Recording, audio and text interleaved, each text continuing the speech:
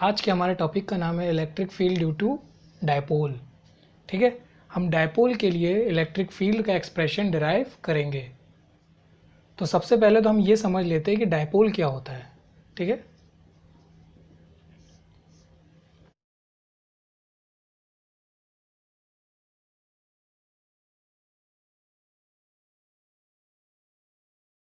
ठीक है। तो दो इक्वल एंड अपोजिट चार्ज अगर पास पास रखे हो, जैसे मान लो यहाँ पे मैंने एक माइनस का चार्ज रख दिया और यहाँ पे एक प्लस का चार्ज रख दिया। ठीक है, तो दोनों देखो इक्वल है एंड साइन अपोजिट है, और मान लीजिए कुछ दूरी पे रखे हुए। ठीक है, अभी वो डिस्टेंस 2L मान लेता हूँ। हम जनरली इनके बीच की दूरी 2L मानते हैं। अभी आपको आगे पता चल जाएगा कि 2L ही क्यों मानते हैं, क्योंकि इसके है ना डेरिवेशन में मोस्टली मिड पॉइंट्स हमें डिस्टेंसेस मेजर करने की ज़रूरत पड़ती है। तो अगर L मान लूँगा तो L/2 बहुत झंझट होता है ना, तो इसीलिए मिड पॉइंट से इसका एक चार्ज का डिस्टेंस L हो जाता है। तो इस बात पे आसानी पड़ती है, इसीलिए हम इन दोनों के चार्जेस के बीच की दूरी 2L मानते हैं। ठीक है, तो ये है दो इक्वल एंड अपोजिट चार्जेस, मान लेते बहुत शॉर्ट डिस्टेंस दूर रखे हुए, 2L डिस्टेंस बोल रहा हूँ मैं उसको। तो ऐसे में ये सिस्टम फॉर्म करेगा एक इलेक्ट्रिक डायपोल। ये इसका सेंटर हो गया। ठीक है, सेंटर से इधर L और इधर भी L। अच्छा, ये जो 2L डिस्टेंस है इनके बीच का, ये बहुत छोटा होता है। दे आर अप्रॉक्सीमेटली लाइक 10⁻⁹ या और कह लो 10⁻⁻10, इनके ऑर्डर में होता है। अंगस्ट्रम, नैनोमीटर, इनके ऑर्डर में होता है। ठीक है, तो बहुत छोटा होता है। ये जनरली मॉलिक्यूल्स फॉर्म करते हैं ऐसे डायपोल वाले सिस्टम। आपने केमिस्ट्री में बहुत पढ़ा होगा। ठीक है, मॉलिक्यूल्स में ऐसे दो चार्जेस होते हैं, एक पॉजिटिव एक नेगेटिव, है ना। कैटायन एनायन पास पास होते हैं, बॉन्ड बनाते हैं, उनके बीच में थोड़ा सा माइक्रोस्कोपिक लेवल की डिस्टेंस रहती है, तो वो क्या फॉर्म करते हैं, एक डायपोल। अब देखो, कोई भी अगर इस दुनिया में डायपोल बन रहा है तो उसका एक डायपोल मोमेंट उसके साथ एसोसिएटेड होता है। This is like identity of any dipole. अगर कोई भी डायपोल है तो उसका अपना एक डायपोल मोमेंट होगा। अब डायपोल मोमेंट को हम कैसे डिफाइन करते हैं? It is defined as product of any charge and distance between them, है ना। अब मैं इसका डायरेक्ट फॉर्मूला लिख देता हूँ। डायपोल मोमेंट को हम P से दिखाते हैं, तो P equals to charge into distance between them, 2L। क्या ये बात क्लियर होती है? इस तरीके से हम डायपोल मोमेंट को डिफाइन करते हैं। तो क्या इतनी बात क्लियर होती है? इस तरीके से डायपोल मोमेंट डिफाइन किया जाता है, और हर डायपोल का अपना एक डायपोल मोमेंट होता है। अब देखो, इसकी यूनिट यहाँ से क्या बनेगी, SI यूनिट इसकी बनेगी। देखो, ये चार्ज है कूलम और ये डिस्टेंस है मीटर, कूलम इंटू मीटर। ठीक है। अच्छा, एक बात देखो, मैंने यहाँ पे आपको ये तो बताया, डायपोल मोमेंट डिफाइन करके बताया क्या होता है। एक नोट करने वाली बात ये ध्यान रखना कि dipole moment is a vector quantity.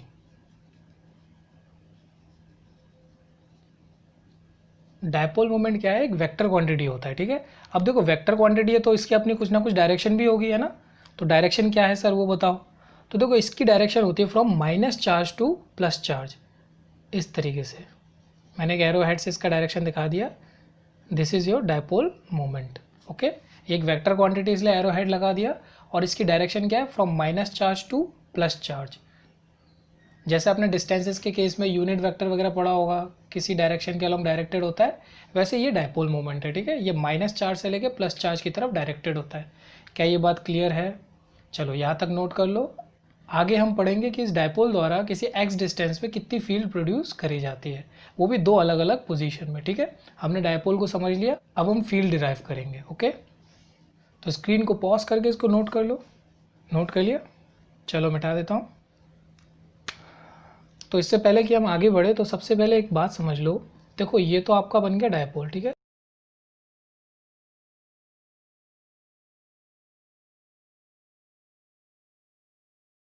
तो dipole moment directed from minus two plus, ये बात क्लियर है।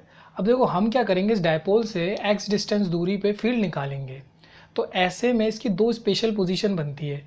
एक तो देखो, इसकी इस प्रकार से एक्सिस के अलोंग आगे कहीं इसके सेंटर से, जो यहाँ पे मैंने O पॉइंट माना था, सेंटर से एक्स डिस्टेंस दूर पे कहीं मैं यहाँ पे P पॉइंट ले सकता हूँ, जहाँ पे मैं पता कर सकता हूँ इसकी यहाँ पे कितनी नेट फील्ड बन रही है। या फिर मैं क्या कर सकता हूँ, इसका देखो ये एक परपेंडिकुलर बाइसेक्टर बना सकता हूँ, और इस परपेंडिकुलर बाइसेक्टर के अलोंग यहाँ इसके सेंटर से कई एक्स डिस्टेंस दूर पे मैं फील्ड निकाल सकता हूँ। तो हम इन दो स्पेशल पोजीशन की बात करेंगे, एक तो एक्सिस के अलॉन्ग एक्स डिस्टेंस पे फील्ड निकालेंगे और एक परपेंडिकुलर बाइसेक्टर के अलॉन्ग ट्रेवल करके एक्स डिस्टेंस दूर पे फील्ड निकालेंगे। दोनों जो मैं एक्स डिस्टेंस मेजर कर रहा हूँ कहाँ से कर रहा हूँ, इसके सेंटर से। Am I clear? इस पोजीशन को हम बोलते हैं बेटा एक्सियल पोजीशन। इस पोजीशन का नाम है एक्सियल पोजीशन। और ये जो परपेंडिकुलर बाइसेक्टर वाली पोजीशन है इसको हम बोलते हैं इक्वेटोरियल पोजीशन। ये बात क्लियर है? तो आपसे वो जब भी डेरिवेशन वगैरह पूछेगा वो पूछ लेगा या तो एक्सियल पोजीशन के लिए डिराइव करो या तो इक्वेटोरियल पोजीशन के लिए डिराइव करो। ठीक है? डेरिवेशन ना पूछे, अगर न्यूमेरिकल दे तो वो मेंशन ज़रूर करेगा कि ये जो एक्स डिस्टेंस उसने बताई हुई है सेंटर से वो किस पोजीशन के अलॉन्ग है ना, एक्सियल पोजीशन में है या इक्वेटोरियल पोजीशन में है। वो आपको ये बात ज़रूर मेंशन करेगा कि कहाँ पे फील्ड निकलवा रहा है। Am I clear? चलो इसको नोट कर लो। चलो हमारा पहला डेरिवेशन है electric field due to dipole on axis of dipole. इसको हम एक्सियल पोजीशन भी बोलते हैं, एट एक्सियल पोजीशन। ठीक है?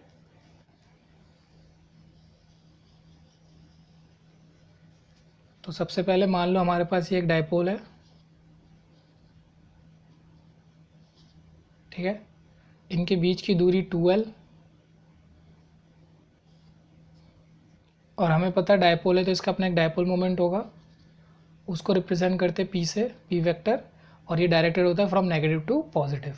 ओके, अब देखो मैं क्या करना चाह रहा हूँ, इसके एक्सिस के अलॉन्ग यहाँ पे मैंने कोई p पॉइंट मान लिया इसके सेंटर से x डिस्टेंस दूर पे।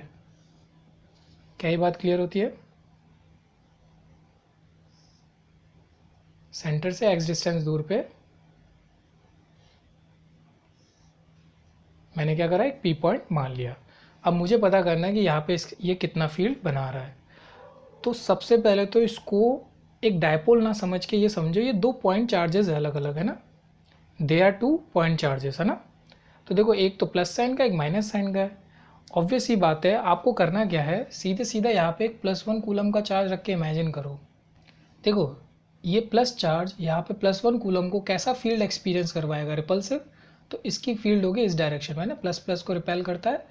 मान लेता हूँ मैं इस प्लस चार्ज के फील्ड को E1 बोल देता हूँ। ठीक है? ऐसे ही देखो ये माइनस चार्ज है, ये यहाँ पे अट्रैक्टिव फील्ड क्रिएट करेगा, प्लस को तो माइनस अट्रैक्ट करता है, तो ये बन गई इसकी फील्ड डायरेक्शन। और माइनस चार्ज की वजह से जो फील्ड क्रिएट हो रहा है उसको मैं E2 बोल देता हूँ। Am I clear? अब देखो तो जो डायपोल की फील्ड होगी, नेट फील्ड, वो क्या होगा, E will be equals to simply E1 minus E2। देखो E1 बड़ा होगा क्योंकि ये चार्ज इस पॉइंट के ज़्यादा पास है, बाकी दोनों की मैग्नीट्यूड सेम है, तो चार्ज देख के तो डिसाइड नहीं करेंगे, डिस्टेंस देखो इस चार्ज का बहुत दूर है तो इसकी कम फील्ड होगी ना। तो this field minus this field, वो अलग बात है, नेट फील्ड इधर आएगा है ना, जो बड़ा है उसकी तरफ ही रिजल्टेंट फील्ड आएगा। तो net field is E1 minus E2। अब लगा दो, देखो K Q अपॉन R² होता है। तो E1 में पॉजिटिव चार्ज के फील्ड को बोल रहा हूँ ना, और देखो इस पॉजिटिव चार्ज से इस पॉइंट का डिस्टेंस कितना है, देखो यहाँ से सेंटर से x है और ये हिस्सा, क्या इतना हिस्सा L नहीं है, क्योंकि सेंटर से ये भी L दूर है, ये भी L दूर है, इसलिए तो हमने डिस्टेंस को 2L माना था ताकि आसानी रहे हमें सेंटर से है ना, L/2 ना लेना पड़े। तो देखो ये डिस्टेंस L है, x में से L माइनस कर दो, ये कितना बचा, x माइनस L। ओके, तो इन दोनों के बीच की दूरी कितनी है, x माइनस L। तो रख दिया x माइनस L का होल स्क्वायर, माइनस यहाँ पे रखो KQ अपॉन इसकी डिस्टेंस रखो। देखो इस चार्ज से इस पॉइंट की डिस्टेंस, सेंटर से तो यहाँ तक की डिस्टेंस x है ना, और यहाँ से यहाँ तक की डिस्टेंस L है। तो इस सेंटर से यहाँ तक की डिस्टेंस और ऐड करो तो एल प्लस एक्स है ना, तो यहाँ लिख देता हूँ एक्स प्लस एल उसका whole square. Am I clear?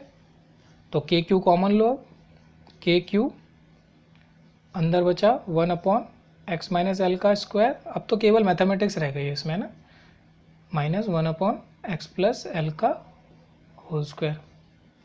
Clear है यहाँ तक?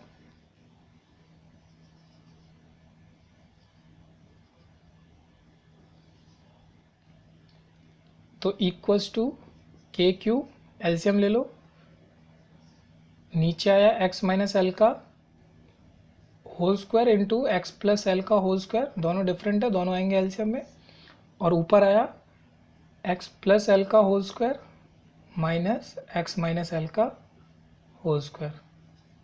ठीक है, अब एलसीएम को सॉल्व करो तो देखो यहाँ पे आया के क्यू और नीचे देखो इन दोनों का होल स्क्वायर है, एक ही होल स्क्वायर के अंदर ले लेते तो ये बन जाएगा x square minus L square का होल स्क्वायर। ठीक है, a minus b a plus b है और दोनों के ऊपर स्क्वायर है तो एक ही स्क्वायर ब्रैकेट के अंदर लिया तो ए स्क्वायर माइनस बी स्क्वायर बना दिया, और ऊपर देखो क्या रह गया, स्क्वायर खोलो, यहाँ देखो x square plus L square plus 2xl और माइनस ब्रैकेट खोल दिया मैंने। ठीक है, इमेजिन करो वैसे माइनस एन अंदर मल्टीप्लाइड होगा तो माइनस का x square minus L square, ठीक है, ए स्क्वायर प्लस बी स्क्वायर होता है ना, माइनस 2ab जो है वो प्लस 2xl हो जाएगा। ओके, क्योंकि यहाँ पे माइनस का 2ab बनेगा लेकिन मैंने ब्रैकेट भी खोल रखा ऑलरेडी तो बाहर का माइनस मल्टीप्लाइड प्लस बन गया। ओके, तो अब देखो एक्स स्क्वायर से एक्स स्क्वायर कटा, एल स्क्वायर से एल स्क्वायर कटा है ना, यहाँ पे बना के क्यू और ऊपर बन रहा है 2xl और प्लस 2xl है तो मैं इसको 4xl कर देता हूँ और divided by X square minus L square का होल स्क्वायर। ओके, तो यहाँ पे देखो अब मैं थोड़ा सा मॉडिफिकेशन कर रहा हूँ कि ये रहा कांस्टेंट और यहाँ से देखो 2l लो तो q टाइम्स 2l मैंने एक साथ लिखा और यहाँ पे 2 था इंटू 2 आ गया और x भी रह गया ना, x, ये 4xl में से 2x रखा रहने दिया और 2 और l मैंने इसके साथ लिख दिया divided by this x square minus L square का होल स्क्वायर। अब देखो अभी हम पीछे पढ़ के आए थे कि q टाइम्स 2l क्या बनता है, डायपोल मोमेंट है ना, तो k ये हो गया, इसको मैं p लिख दूंगा तो 2px इस फॉर्म में लिख देता हूँ divided by X square minus L square का whole square. So this is the expression for electric field due to dipole at axial position. क्या इतनी बात समझ में आती है? यहाँ पे इसका एक साइड में एक और कंसिडरेशन नोट कर लेना। देखो जनरली होता क्या है, फॉर शॉर्ट डायपोल जब डायपोल हमारा बहुत छोटा होता है जैसे कि मॉलिक्यूल्स वगैरह होती है ना, तो मॉलिक्यूल्स वगैरह से जब हम मान लो 1 सेंटीमीटर 2 सेंटीमीटर इतना दूर जब हम फील्ड निकालने की कोशिश करते हैं ना, तो वो 1 सेंटीमीटर एक्चुअली 10⁻⁻² मीटर होता है ना। लेकिन इन दोनों के बीच की दूरी अभी मैंने बताया था आपको, या तो नैनोमीटर मतलब 10⁻⁹ या कह लो अंगस्ट्रम मतलब 10⁻⁻10 के ऑर्डर में होता है। Am I clear? तो आप देखो इन दोनों में फ़र्क देखो, इन दोनों के ऑर्डर में फ़र्क देखो, ये करीब करीब 1 करोड़ टाइम्स, मतलब 7 जीरो का अगर डिफरेंस है तो मतलब 1 करोड़ टाइम्स ये बड़ा है। This is bigger than this, है ना। तो 1 करोड़ टाइम्स उसके सामने तो ये डिस्टेंस नेग्लिजिबल है ना, तो 1 करोड़ टाइम्स का डिफरेंस आ रहा है ना। तो जब भी ऐसे शॉर्ट डायपोल से 1 सेंटीमीटर दूर 2 सेंटीमीटर दूर, है ना, या एक बार को मिलीमीटर दूर भी वो फील्ड निकलवाएगा, तो ध्यान रखना ये केस होता है शॉर्ट डायपोल का, मतलब डिस्टेंस के कंपैरिजन में इनके बीच का ये जो लेंथ है ना वो नेग्लिजिबल हो जाता है। ठीक है, अब देखो अगर ये इनके बीच का लेंथ नेग्लिजिबल है, मतलब ये 2l कह लो या उसका आधा कह लो, l बहुत शॉर्ट है, when for short dipole 2l जो होगा वो बहुत बहुत लेस होगा as compare to the x, मतलब जिस डिस्टेंस पे हम फील्ड निकाल रहे हैं वो दूरी ज़्यादा होती है as compare to this distance. तो ऐसे केस में देखो एक्स स्क्वायर के सामने हम l का स्क्वायर नेगलेक्ट कर सकते हैं ना, एक तो वैसी भी छोटी वैल्यू होती है ये, उसको ऊपर से स्क्वायर और छोटा होता है। ठीक है, मान लो इवन 10⁻⁻² को ही देख लो, 10⁻² का स्क्वायर करके देख लो आप, ये आता है 10⁻⁴, है ना। ये अगर 1/100 था तो बेटा ये 1/10,000 हो गया, मतलब और छोटी वैल्यू हो गई। तो छोटे 1 से जितने भी छोटे नंबर होते हैं उनका स्क्वायर करने पे या क्यूब करने पे और छोटा नंबर मिलता है। तो डेफिनेटली ये ऑलरेडी बहुत छोटा है, उसका स्क्वायर करेंगे बहुत छोटा आएगा, तो इसके सामने ये नेग्लिजिबल होगा, ठीक है। तो हम इसको नेग्लेक्ट करेंगे। तो देखो आप इधर देखो, जब इसको अगर ज़ीरो कर दिया इसके सामने, तो देखो एक्स स्क्वायर के ऊपर एक होल पावर आ रहा है स्क्वायर का, तो इसकी ये बन जाएगा एक्स की पावर 4, और ऊपर एक और एक्स है, तो एक एक्स से पावर 3 टाइम्स रह जाएगा, ठीक है। एक पावर कट जाएगा और एक्स की पावर 3 रह जाएगी। तो ये बना आपका electric field equals to k times 2p upon x cube. क्या ये बात क्लियर होती है? तो for short dipole your formula reduce to this form, ठीक है। हमें generally most of the cases में 90% केसेस में यही वाला फॉर्मूला इस्तेमाल करना होगा। चलो स्क्रीन को पॉज करके जल्दी से इसको नोट कर लो, फिर इसका सेकंड डेरिवेशन देखते हैं। चलो नोट कर लिया। चलो सेकंड डेरिवेशन है हमारा electric field due to dipole at equatorial position.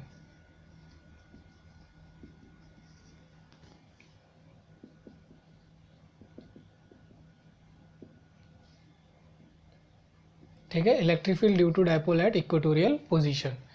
इसमें देखो मान लो हमारे पास ये डाइपोल है -q और ये है आपका +q, ठीक है। ये दोनों मिलके एक डाइपोल बना रहा है, इनके बीच की दूरी 2l, ये इसका सेंटर, ओके। इसका मैंने परपेंडिकुलर बाइसेक्टर बना दिया, ठीक है। ये इसका बन गया परपेंडिकुलर बाइसेक्टर। अब इसके परपेंडिकुलर बाइसेक्टर के अलॉन्ग मान लो इस सेंटर से x डिस्टेंस दूरी पे मुझे इस पॉइंट पे फील्ड पता करना है, ओके। तो मैंने एक काम किया, ट्राइंगल को कंप्लीट किया। अब देखो यहाँ पे एक +1 कूलम का चार्ज रख के टेस्ट करो। देखो ये माइनस चार्ज यहाँ पे कैसा फील्ड क्रिएट करेगा, अट्रैक्टिव। तो इसकी फील्ड होगी यहाँ इस डायरेक्शन में, और देखो ये प्लस चार्ज यहाँ पे कैसा फील्ड क्रिएट करेगा, रिपल्सिव। तो इसकी फील्ड होगी इस डायरेक्शन में।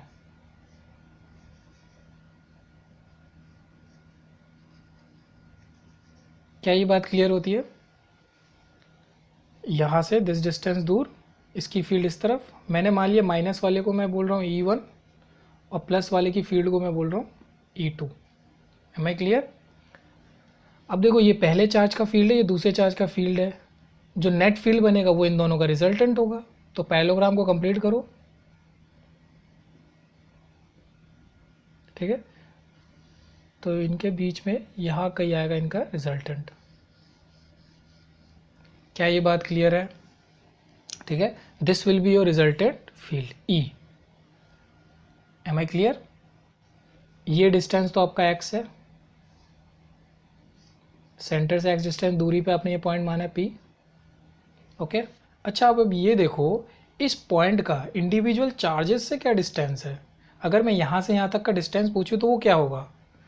देखो इस ट्राइंगल में नोटिस करो आप, ये 90 डिग्री है क्योंकि परपेंडिकुलर बाइसेक्टर है। तो इस ट्राइंगल में देखो इतनी लेंथ तो L होगी, ये लेंथ x है, और ये उसका हाइपोटेन्यूज 90 के सामने वाला। और हाइपोटेन्यूज क्या होता है, √x² प्लस L², मतलब परपेंडिकुलर का स्क्वायर प्लस बेस का स्क्वायर, ठीक है। पाइथागोरस थ्योरम लगा दिया। ऐसे सिमिलरली ये डिस्टेंस भी यही होगी सेम। दोनों जगह लिख नहीं रहा हूँ, बहुत ज़्यादा हौच पौच हो रहा है, ठीक है। बाकी आप समझ लेना इस जगह भी इन दोनों के बीच की दूरी यही है, ओके। अब देखो एक मेरी बात सुनो, यहाँ पे मैं इस चीज़ को दोबारा बना रहा हूँ। देखो ये है आपका E2 और ये है आपका E1, है ना। ये आपका E2 और ये है आपका E1। यहाँ पे देखो मान लो ये एंगल थीटा है, ठीक है ना। मतलब इस एक्सेस के साथ ये जो साइड है ये थीटा एंगल बना रही है। यहाँ पे भी सेम होगा, यहाँ पे भी सेम होगा, ठीक है। ये थीटा है, थीटा। इसको मैं रेड से हाईलाइट कर देता हूँ, ये एंगल थीटा होगा, ठीक है। अब देखो ये एंगल थीटा है तो अल्टरनेट इंटीरियर एंगल से ये भी थीटा हो जाएगा, और ये थीटा है तो करस्पॉन्डिंग एंगल से ये भी थीटा हो जाएगा। समझ में आती है इतनी बात? तो इस बेस लाइन से ये वाला एंगल थीटा है और ये वाला एंगल भी थीटा है। क्या इतनी बात क्लियर होती है? अब देखो, अब हम ये वेक्टर जो है इसके कंपोनेंट कर सकते हैं। इसका एक ऊपर की तरफ कंपोनेंट होगा E2 साइन थीटा और इस तरफ कंपोनेंट होगा इसका एक E2 कॉस थीटा। ठीक है, ऐसे E1 का देखो सिमिलरली यहाँ पे हो जाएगा E1 साइन थीटा और यहाँ पे हो जाएगा E1 कॉस थीटा, दोनों सेम डायरेक्शन में ना। ये देखो अपोजिट डायरेक्शन में है। मैं आपको बता दूँ ये एक दूसरे को कैंसिल आउट कर देंगे। ऐसा क्यों? क्योंकि यहाँ पे जो है E1 इसका मैग्नीट्यूड और E2 इसका मैग्नीट्यूड दोनों क्या है, बराबर है। Let's say E। अब देखो चार्ज का मैग्नीट्यूड भी सेम है और देखो दोनों से सेम डिस्टेंस दूरी पे फील्ड निकाल रहे हैं ना। ये देखो इन दोनों के बीच की दूरी √x² प्लस l² और इन दोनों के बीच की दूरी √x² प्लस l²।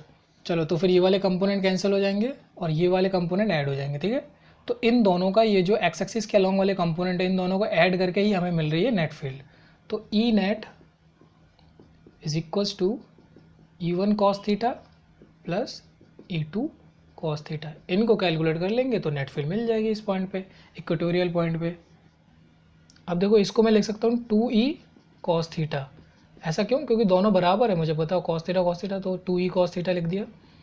तो 2 टाइम्स पॉइंट चार्ज की फील्ड लगाओ। देखो इस पॉइंट चार्ज द्वारा यहाँ पे कितनी फील्ड प्रोड्यूस हो रही होगी, या इसके द्वारा यहाँ पे किसी भी एक का फॉर्मूला लगा दो, KQ/r²। और r² के नाम पे देखो ये क्या, √x² प्लस l²। इसका जब स्क्वायर करूँगा तो रूट हटेगा, तो x² प्लस l² ही रह जाएगा। ठीक है, अब देखो कॉस थीटा को इस ट्राइंगल के अंदर देखो, कॉस थीटा क्या होता है, बेस अपॉन हाइपोटेन्यूज। तो इसका बेस देखो l है, अपॉन हाइपोटेन्यूज में क्या आएगा, ये √x² प्लस l²। क्या ये बात क्लियर होती है?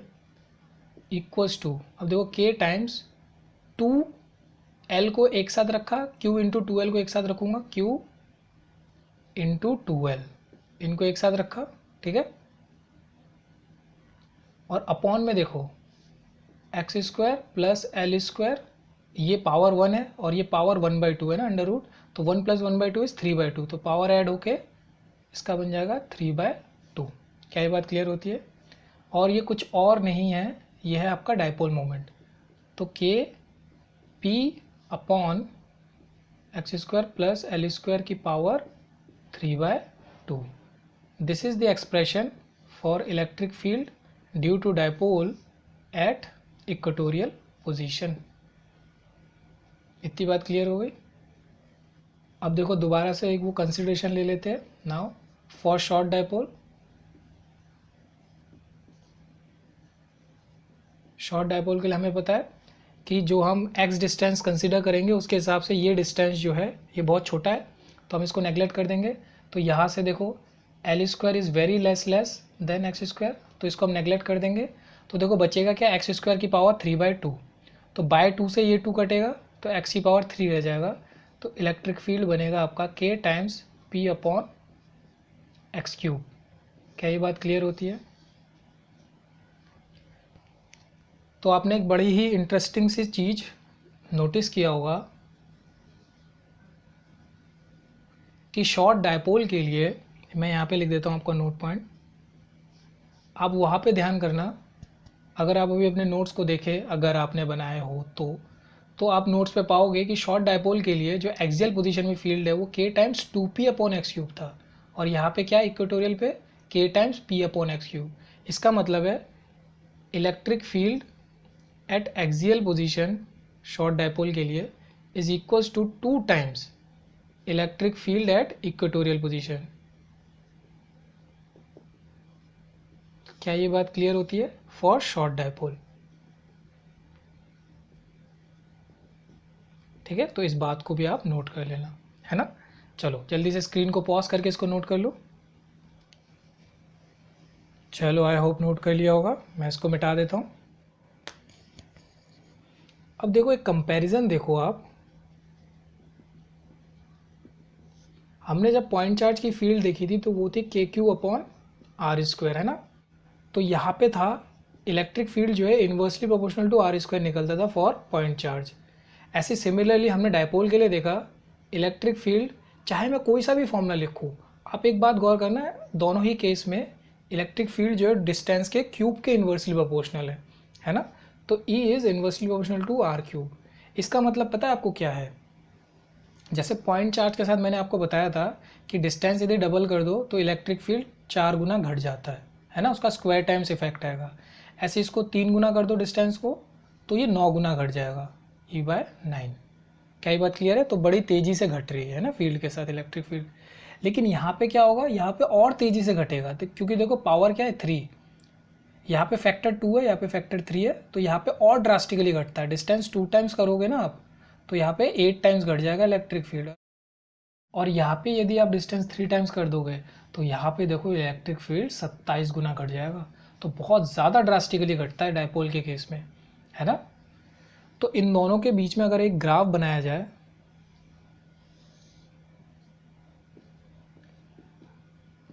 पॉइंट चार्ज के लिए मैं पहले ही डिस्कस कर चुका हूँ, उसका ग्राफ कुछ इस तरीके से आता है ना। और बस डायपोल के लिए भी सेम पैटर्न फॉलो होगा, बस इसका जो ग्राफ का स्टीप होगा वो ज़्यादा होगा। आप देख रहे होंगे इसका स्टीप जो है बहुत ज़्यादा हो गया, ठीक है। ये है electric field due to point charge, distance के साथ घट रहा है, और ये electric field due to dipole, ये भी डिस्टेंस के साथ घट रहा है। यहाँ पे E प्रोपोर्शनल टू 1/r² है, और यहाँ पे E प्रोपोर्शनल टू 1/r³ है। क्या ये बात क्लियर होती है? तो आज के इस लेक्चर में बच्चों हम यहीं तक रखते हैं। तो आज बच्चों इस लेक्चर के अंदर हम यहीं तक रखते हैं। Till then take care, bye.